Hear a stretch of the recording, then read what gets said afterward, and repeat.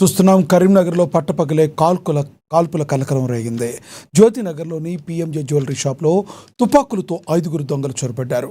షాప్లోని సిబ్బందిపై కాల్పులు జరిపిన దొంగలు భారీగా బంగారు ఆభరణాలు ఎత్తుకెళ్లారు. గాయపడిన 4 సిబ్బందిని ఆసుపత్రికి తరలించారు. ఘటనపై పోలీసులు దర్యాప్తు చేపట్టారు. ఘటనా స్థలంలో 2 బుల్లెట్లను కూడా స్వాధీనం చేసుకున్నారు. సీసీ కెమెరాలను పోలీసులు పరిశీలించారు.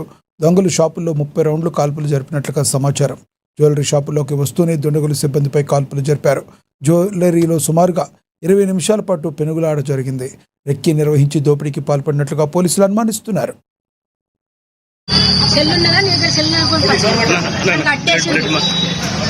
కట్టేసిండు సార్. ఫస్ట్ ఒక ఆయన వచ్చిండు, చెప్పు నేను చూడలే. సైన్లు పెట్టమన్నాడు. తర్వాత 4 వచ్చారు. సైన్ కావాలన్నారు.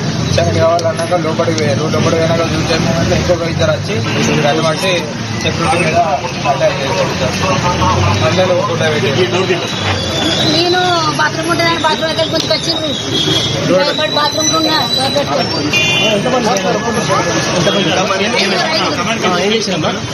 నేను లోపల బాత్రూమ్ ఉన్నా. భయానికి డోర్ పెట్టుకోండి. మళ్ళీ బాత్రూమ్ వెళ్ళి కొంచెం